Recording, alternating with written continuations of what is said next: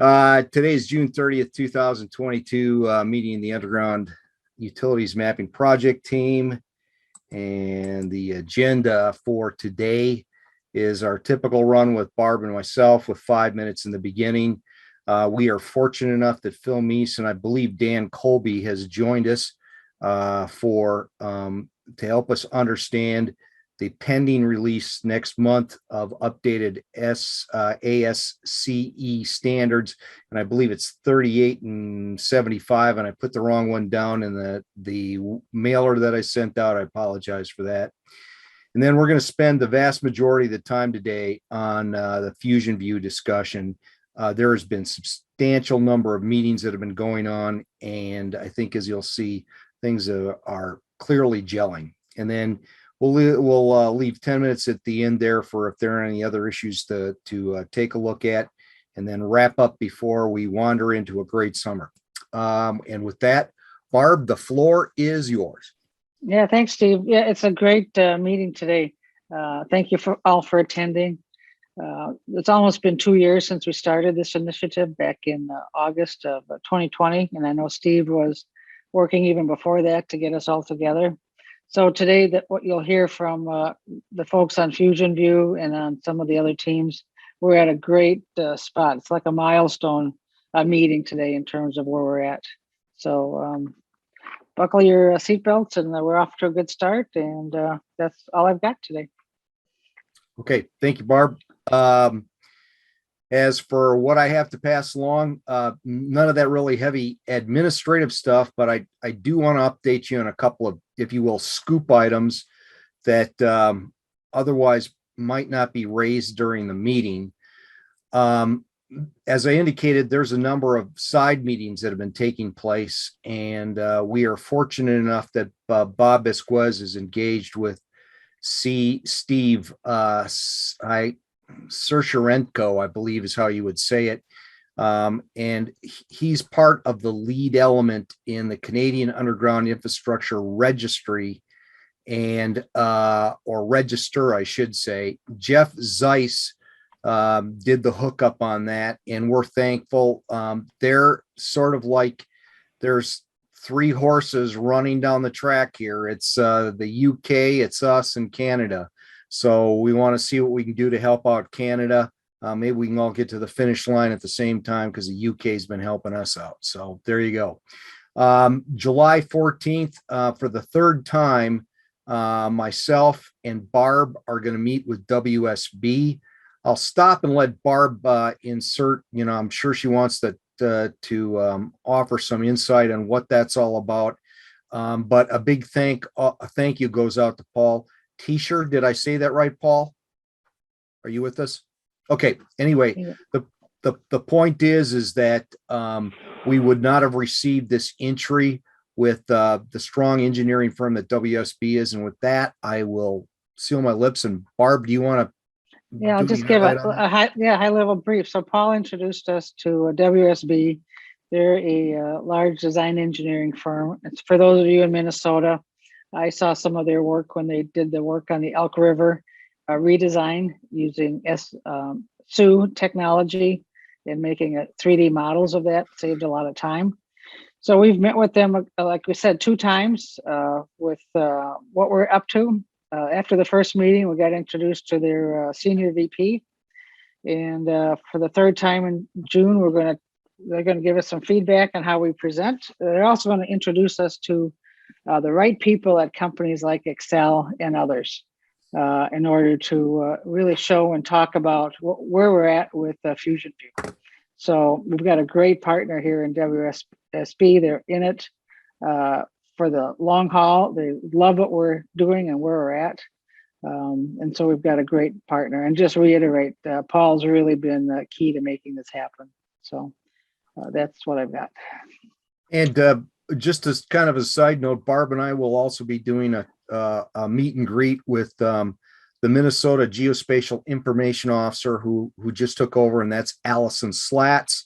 And we hope on that'll be on the same day. We do the one in the morning and then the afternoon, and we're looking to use that entry point to work on some data roll-up issues. So as I've indicated, things are continuing to move forward. I'm not real good at math, and I got confused about this one, so maybe somebody can help me out. How is it that you take off 2 months, but you really get 3 months off? I don't quite get it. So anyway, summer schedule, July and August, we're not going to meet, but we won't see each other again until September 29th. And where you will see things, yeah, the never ending Microsoft wanders into your life thing. Where we hope to be, as Barb's indicated, we've been at this for 2 years. I know it's a grind, but at the same time, I think you're going to start to see the fruit of this effort.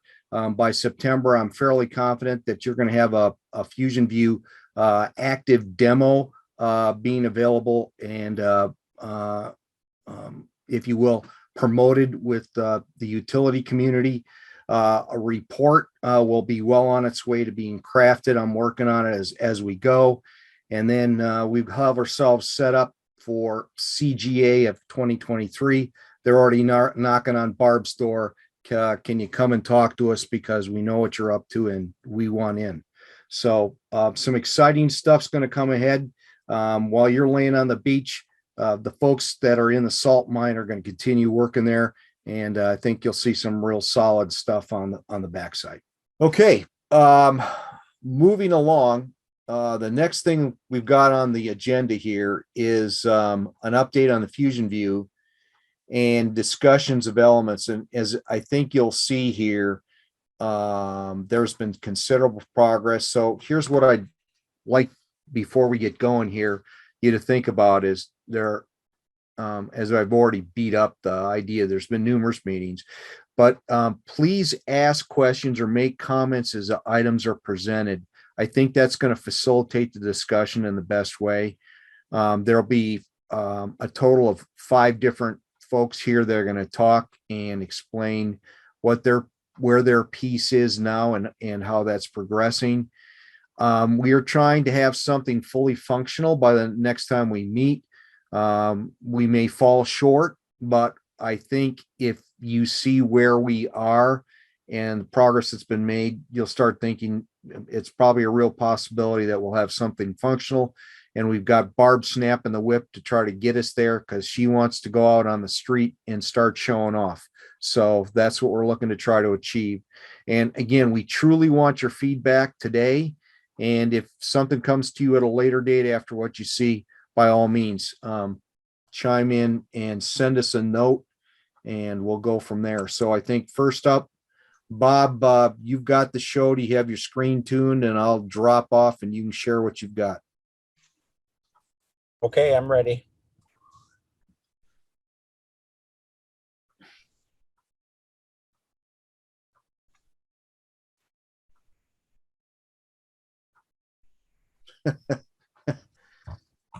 Good, bad?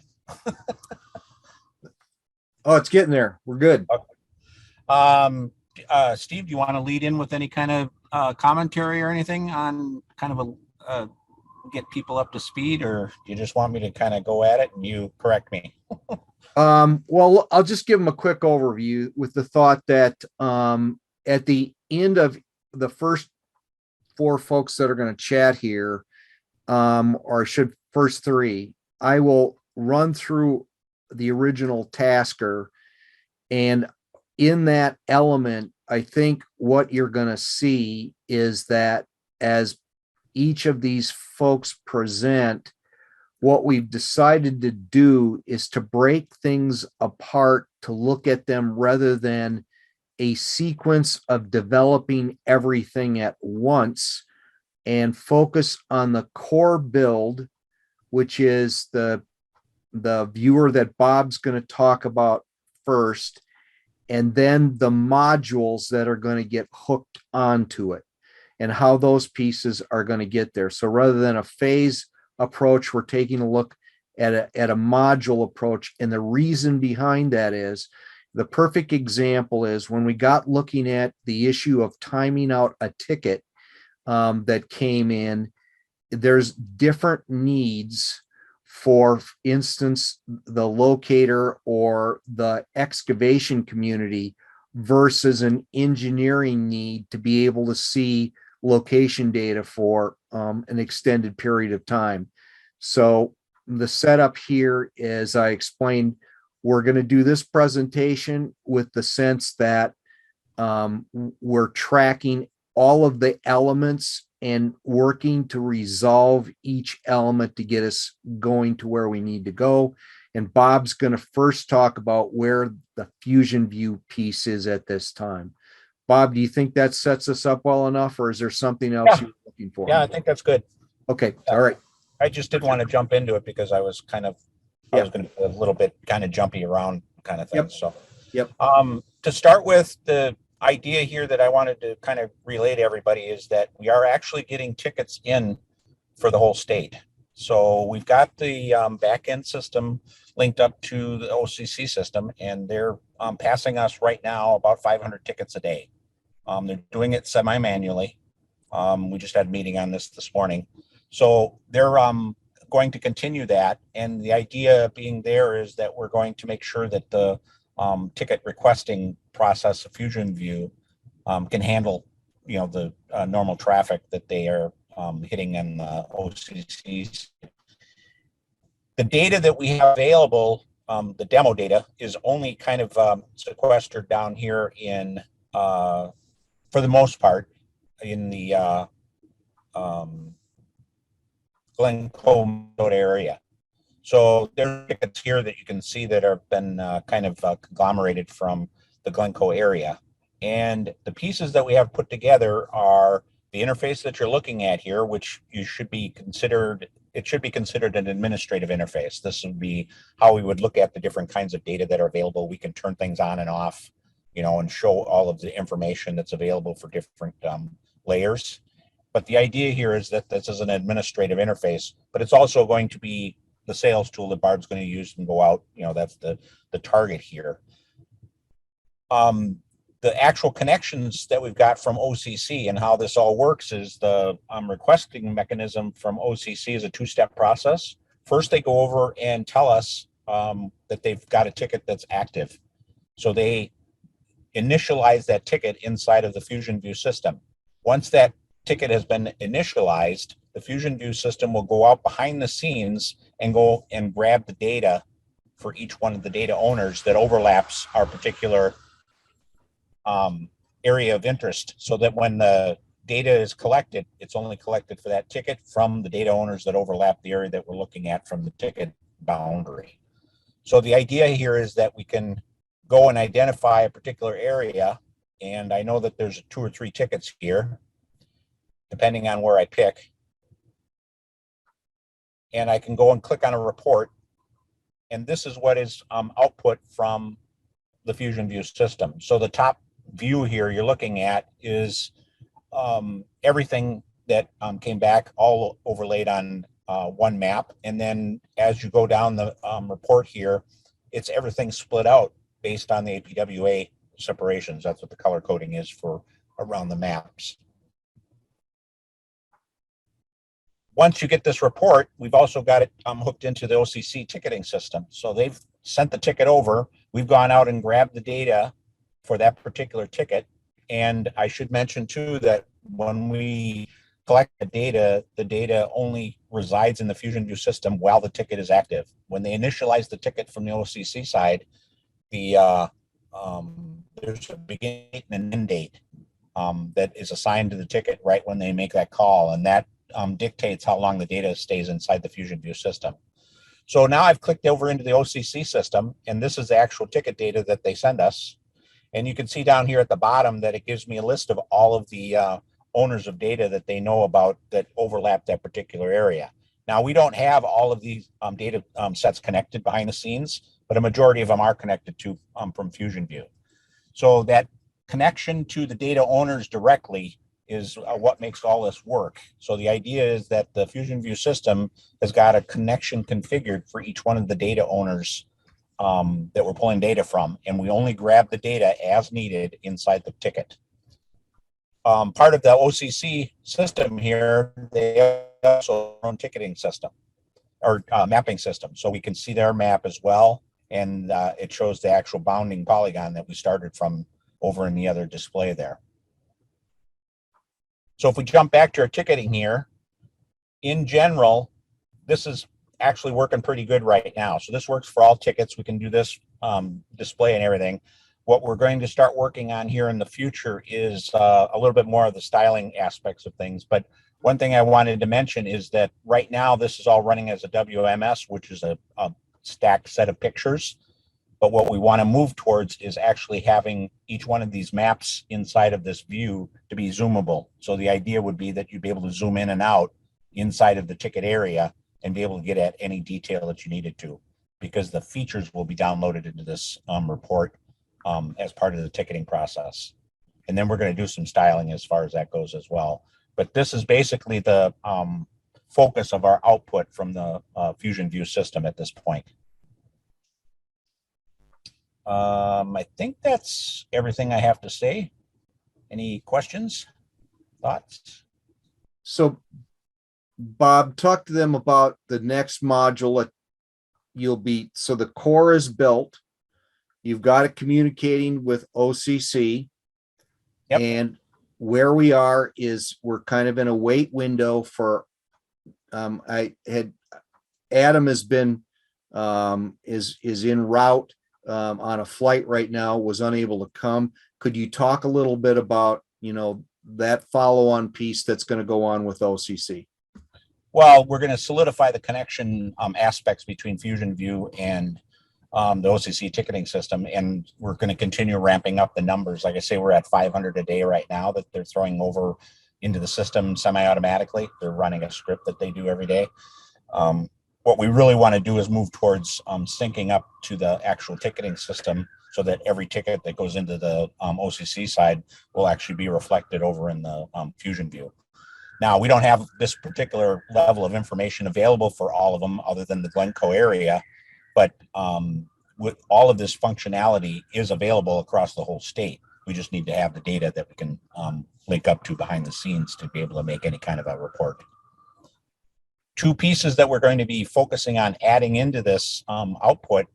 One piece is going to be an upload mechanism. So the idea is that this report here can be used out in the field to actually upload information from the field.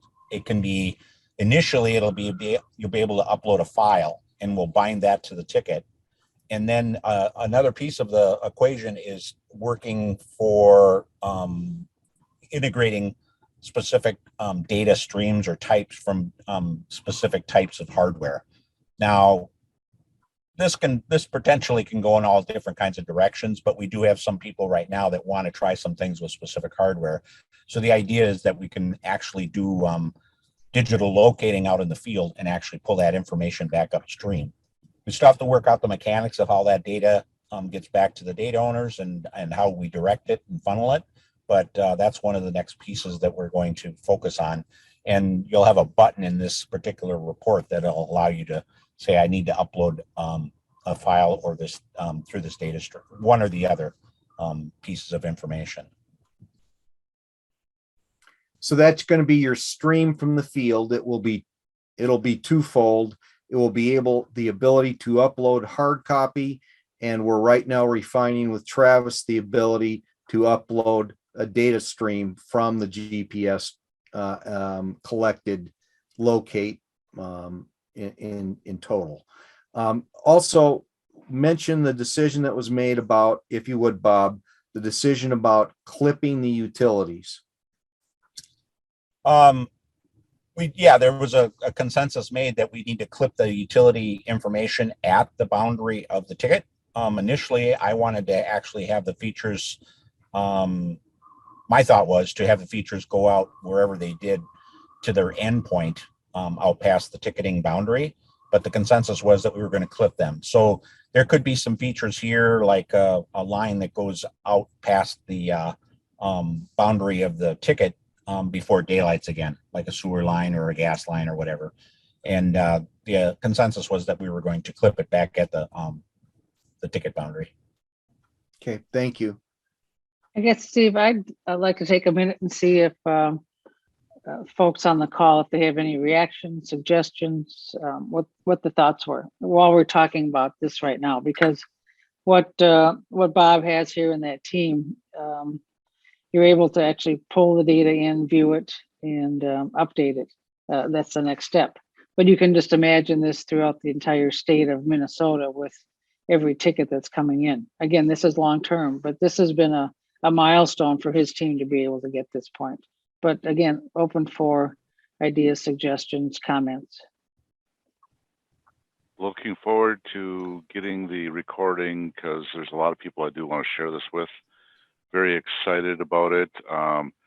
Glad that what we call Georilla 3, which is your GeoMOS platform that you're using, that new platform is is the basis for what you're doing. And I really want to see how that upload side works. That's something we have not even investigated. Yeah, thank you. Anybody else?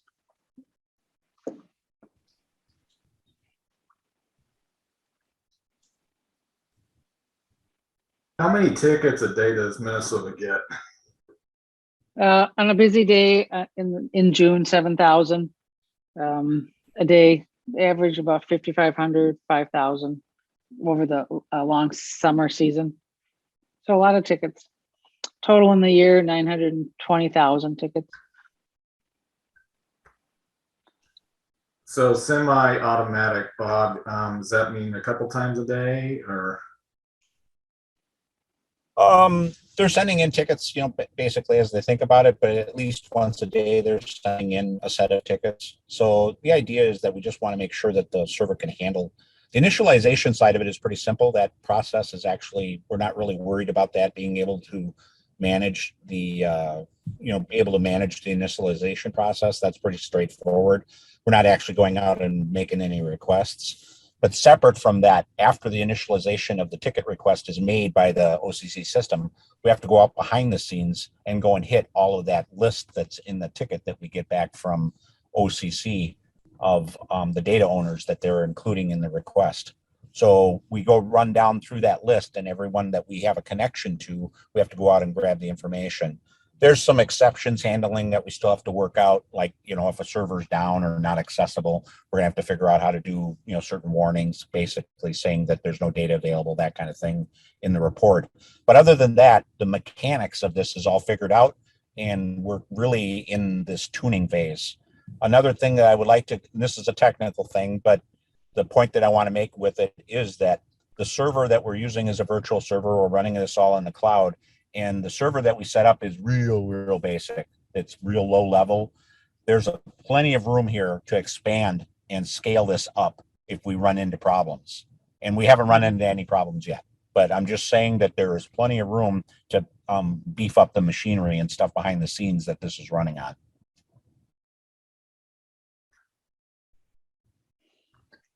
Okay. Sorry. No, go ahead, Travis. Are you thinking that the interactive map on the one call ticket will be replaced with this map for people that sign up for this? I think that's a Steve question. Well, I think that's a GSAC question. I think the ticket has to keep its integrity from a GSAC standpoint.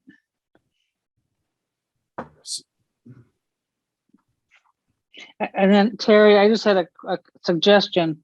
Maybe we should talk offline, and how do we meet with you and your team as you wish to discuss this in more detail. Barb, who is that directed at? Terry Holcomb, DOT. I think that's who was talking before about. It was. Yeah.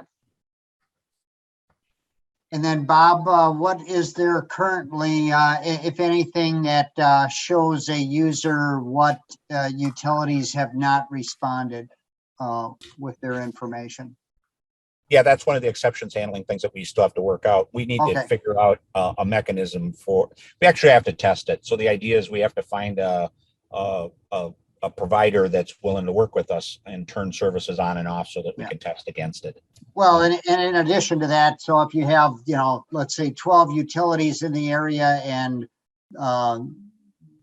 7 are furnishing data, but 5 are not, how will a user be made aware of the 5 that are not, as a heads up? Yeah, in the output that you're looking at here, the box will actually show the mechanism and say, look, we've got this listed as a data provider, but we didn't get anything back from their particular server. Got it. Okay, should we move along? I think Dean, you're actually up next. And so we'll jump back there. And yep, sure enough, Dean, you're on tap here, sir.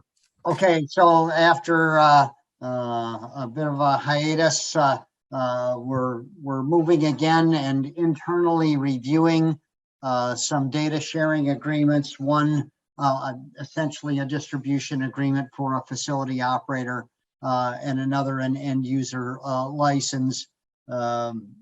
That'll be, aimed towards a designer, a locator, an excavator. It may be, as Steve's alluded to, that we may end up needing a completely separate agreement for the designers, because their likely hold time and how their data gets used is completely different from an excavator or a locator.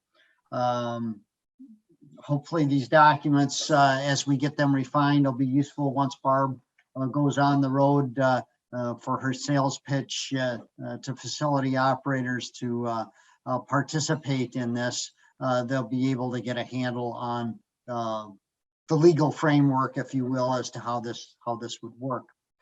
And then we're awaiting publication of Phil Meese's ASCE 38 and 75, so that we can get a chance to review them.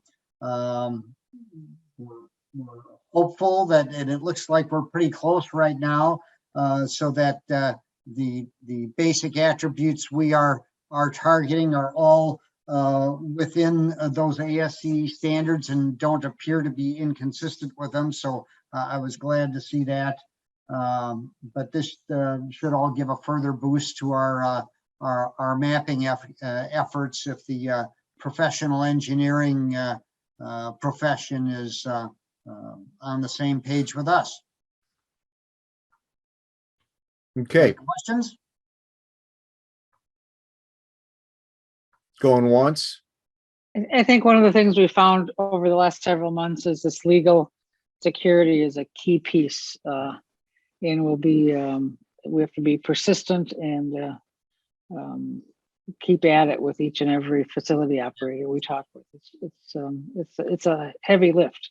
We'll really be looking for feedback, particularly from the critical feedback from the facility operators as we get these initial drafts going, because unless they're satisfied, ultimately they won't be joining, and the whole purpose is to make sure that we're maximizing participation. It would have been interesting. We didn't think about it while Phil was on, to ask him about, in the circumstances both in Colorado and Texas, where they're talking about this crosstalk, what kind of documents they've got in place. Right. I thought I was going to ask the question, and I thought that gets so technical and the response is likely to be lengthy if there's real experience, that maybe that's a conversation better handled offline. Definitely need for a follow-up on that one, though, I think. Yes. So I'll circle back with you, Steve, and maybe we can get a follow-up conversation with them. Yep. Okay. Thank you, Dean. Anybody got anything else for Dean? Going once, going twice. Travis, the floor is yours, sir. And kind of the setup here is, as you've seen, the core of the module is of the FusionView is more or less finished. There's some tweaking that needs to be done, as Bob's called it, styling. But the next major build piece is hooking up the locator stuff. So with that, Travis.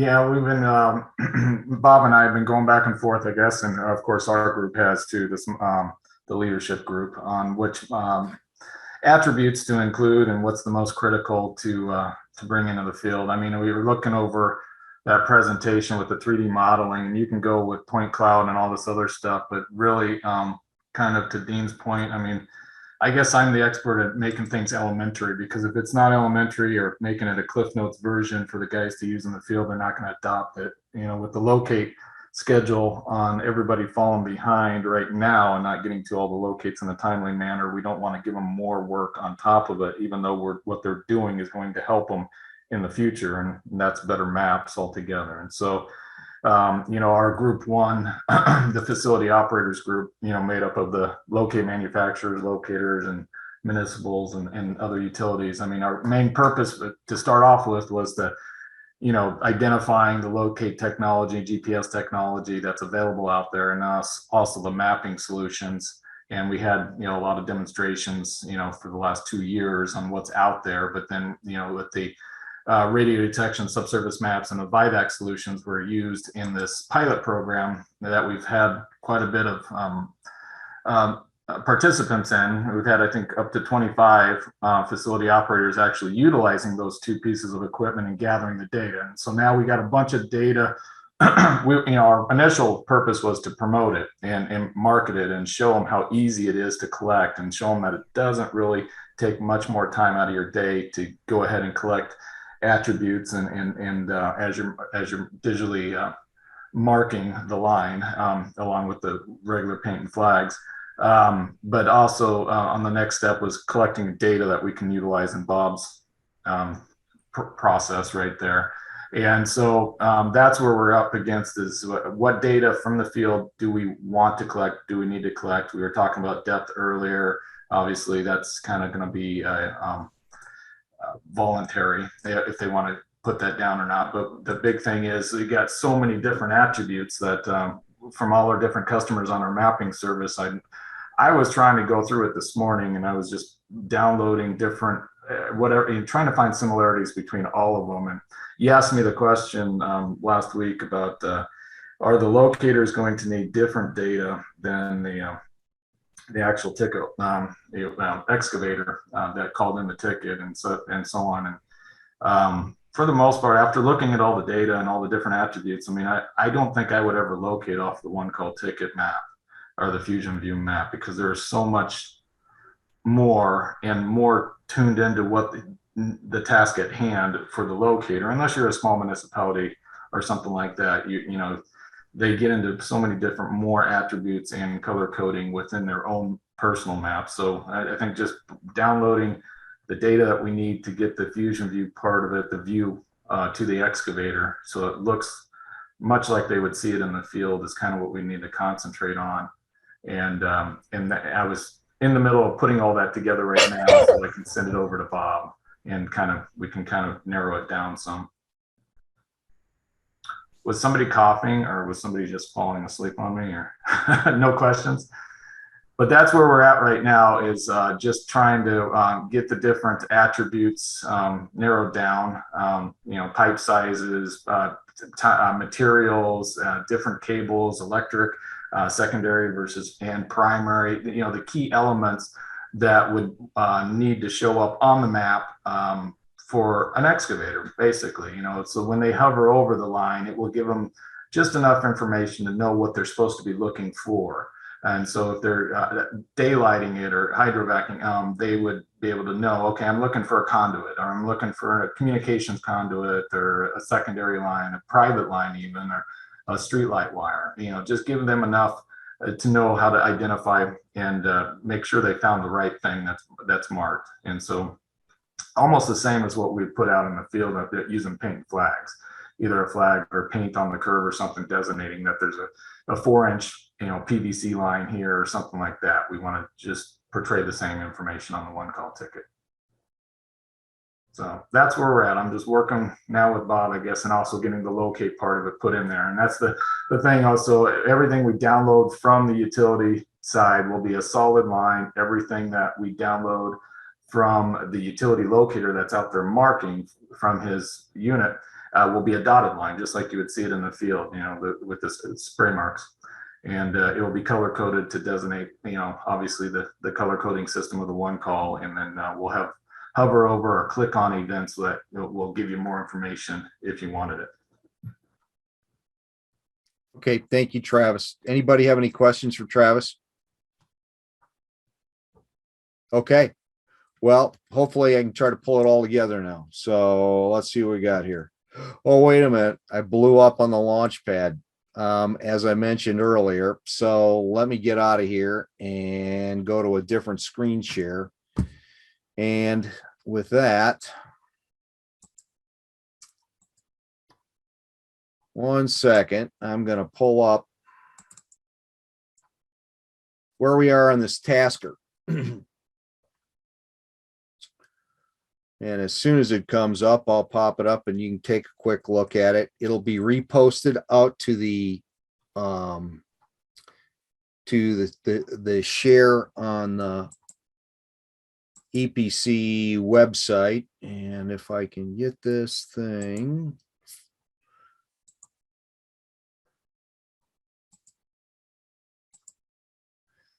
So as I indicated earlier, let's see if you all can, according to the notification, you can see my screen. So I'm going to believe that.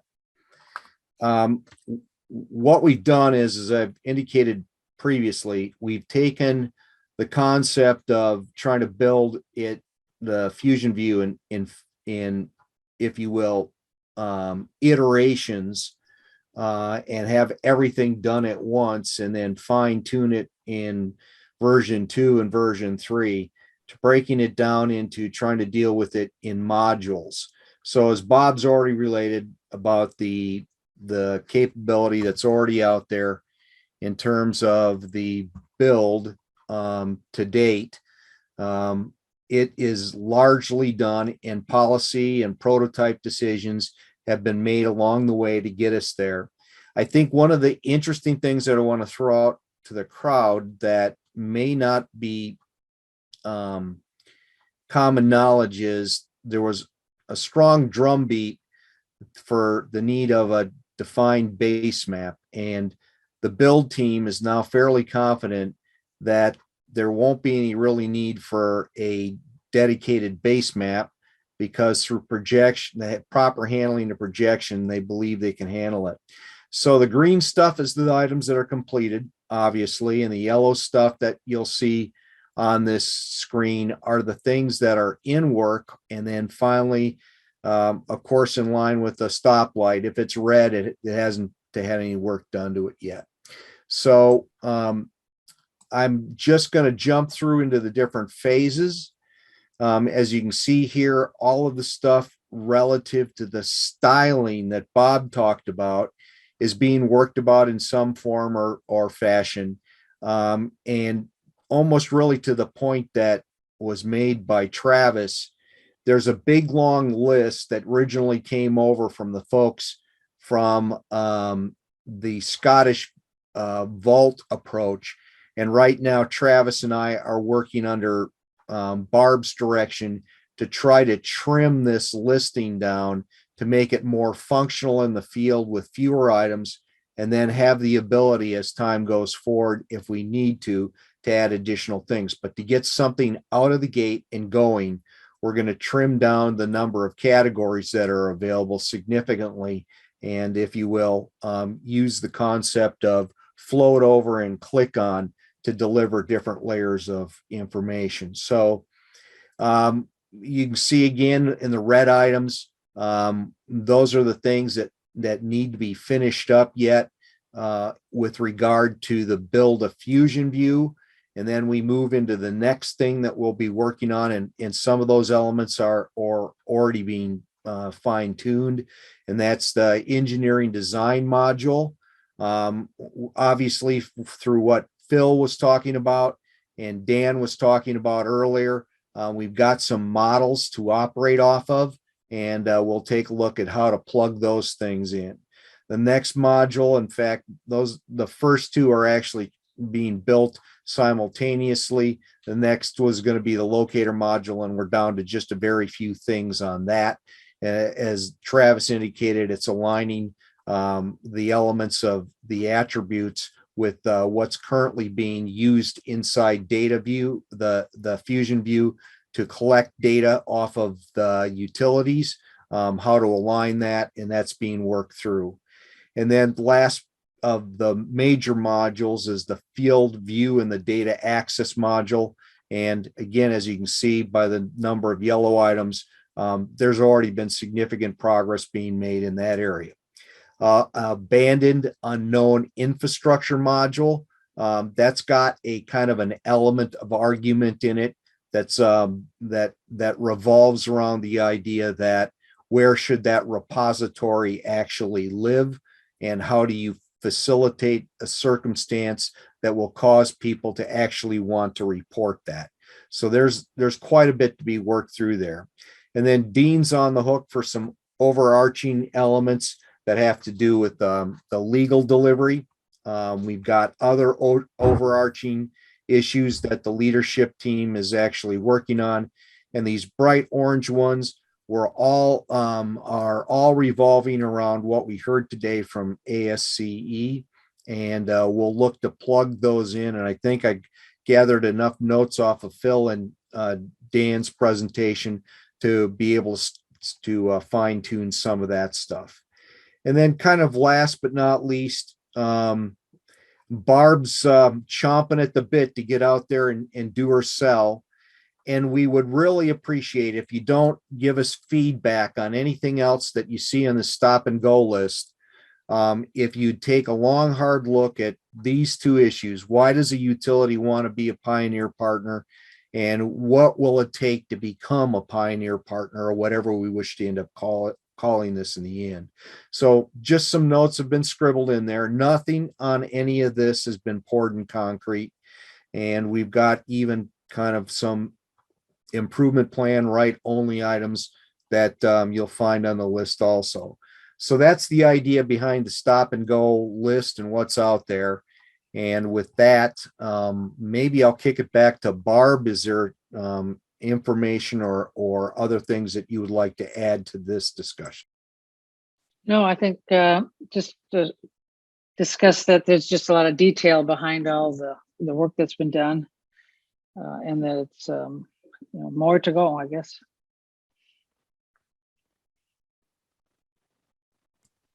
Okay, are there any questions from the floor or comments?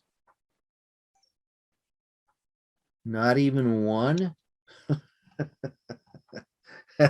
I know it's going through a lot of stuff real fast, and I know in some instances you've seen a lot of this before, but again, this will be posted to the Underground Utility Mapping Project Team's dedicated page on the EPC website, and by all means, take a crack at it, download it, ponder it, tell us if you got any ideas, because I know you're looking for something to read at the beach or put you asleep while you're on vacation somewhere. So here's your opportunity to have something to work with.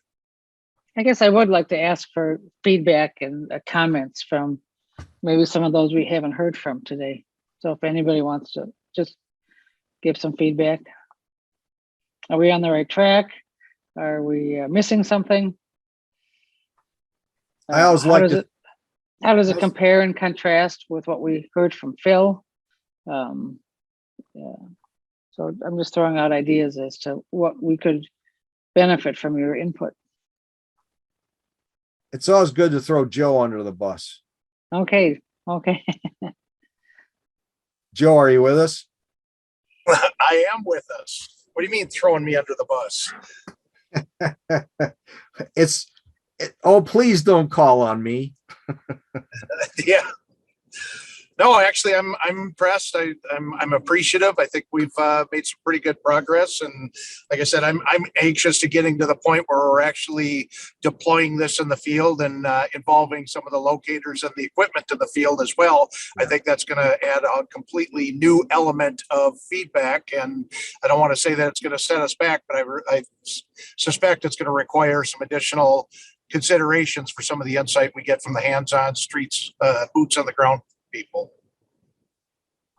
Yeah, no, good comment. Thank you. Paul, what are your thoughts? You've been kind of hands-on with a lot of the stuff that's gone on in terms of setting us up with WSB and whatever. So across the spectrum, do you think we're tracking? Are you with us? Yeah, I think we're headed down the right track here. It's just a matter of getting it in front of some other folks and allowing them to give their feedback. I think will be the most important. Like Joe mentioned, just the boots on the ground is gonna change the dynamic of this a little bit, I think. Sure. Yeah, makes good sense. How about Liz? Are you with us?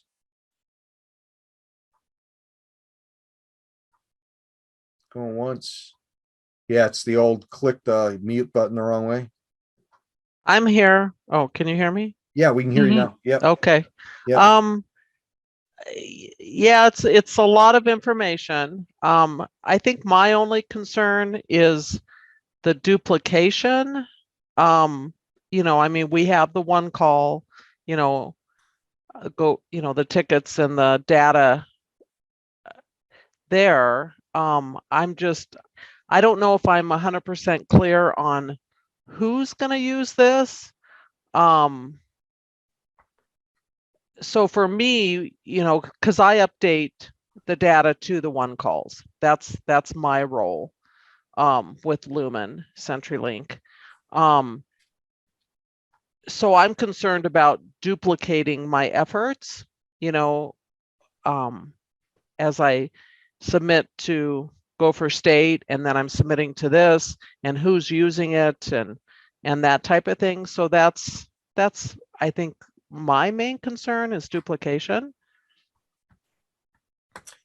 I'm not sure I understand. Well, I think it's point, but I think while you're seeing something separate now, Liz, I think the idea would be that this would be a part of the Gopher State one call system. So it would be supplemental information that would go along with the ticket or along with the locator ticket management information, and would be just additional information for the stakeholder, whether it's the locator out in the field or whomever, and hopefully would allow them to work more quickly and accurately, and would give an excavator, for example, an ability to cross-check what the locator did. And so hopefully that leads to less damages ultimately. But the idea would not be that it's creating more work for the facility operator or creating a separate duplicate system. Ideally, we'd want this running in the background to be quite automatic. Be dynamic. You'd be attached to a WFS just like we were grabbing the info. So it'd be in real time too. So you won't be spending time uploading, downloading.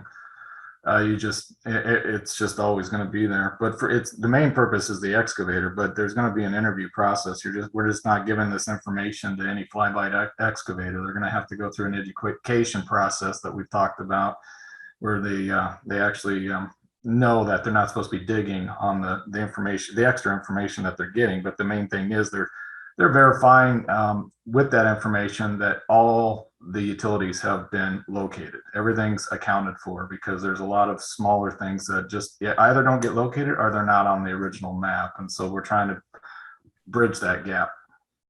Right. Okay.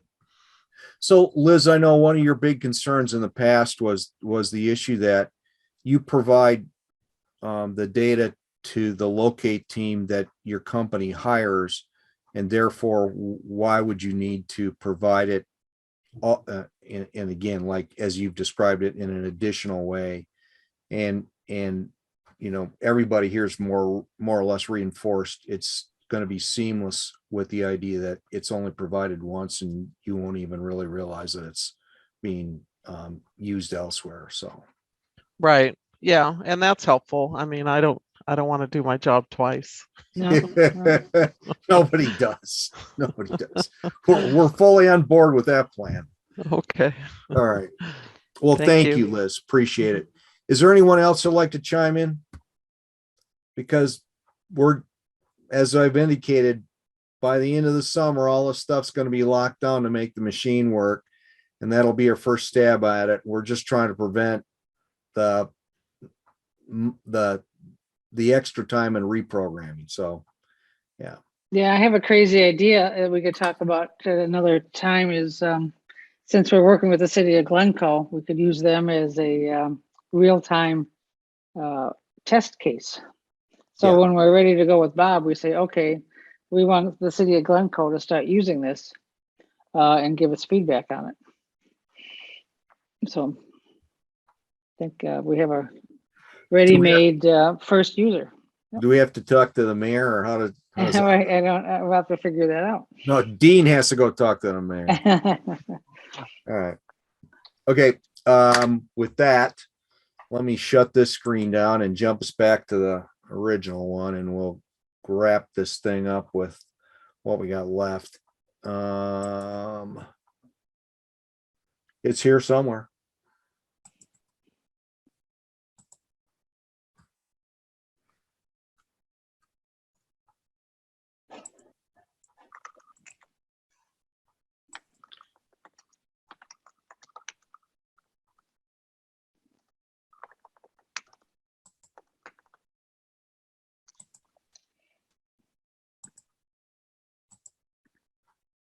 I imagine you can see things blowing up right about now.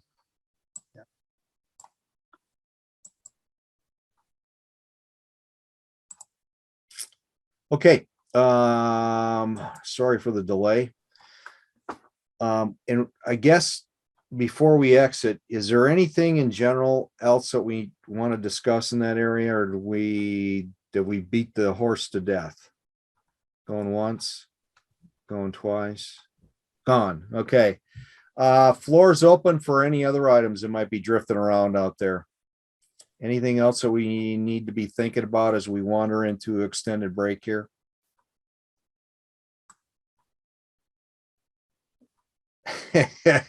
Everybody's like, the quicker I get out of here, the quicker the 4th of July starts. Okay.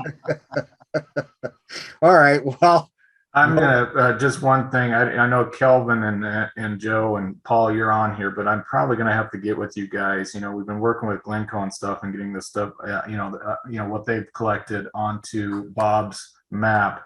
But I need a better understanding on how the buyback stuff works and what you guys are capable of, WFS, API, or where you're at with that. So that's something we'll have to do in the next couple months. Yeah, we've got several participants from the pilot project and current customers with the RTK that would love the opportunity to participate in that going live opportunity. Yeah, so we'll just have to have a group discussion on how we're going to accomplish that. Agreed. okay. Thank you, Travis. Anybody else? Going once, going twice, gone. Okay, so here's what we're down to. Get out that that date planner, that the one that's made out of paper. It's in the 3-ring binder, and scribble in September 29th at 1 o'clock. That's the next time you have to show up. Between then or now and then, you got a wonderful one. That's all you got to do is just one thing. By the next time we meet as needed to work on specific issues, just like you heard Travis talking about, and as your schedule will allow. We realize that if there's family travel and all the rest of it going on during summer, and to a degree getting a break now and then is a good thing. So we really appreciate everybody hanging in there. And I got ahead of myself. And with that, Barb, final comments? No, have a great summer, just what Steve said, and be safe. And Don't get into trouble. last but not least, here's your quote for as you walk away. There it is. The Wright brothers flew right through the smoke screen of impossibility. That's more or less what we're doing here, flying through the smoke screen of impossibility. All right, everybody, take care. Thank you. Bye-bye. Thank you all. Thanks all. Bye. Thank you.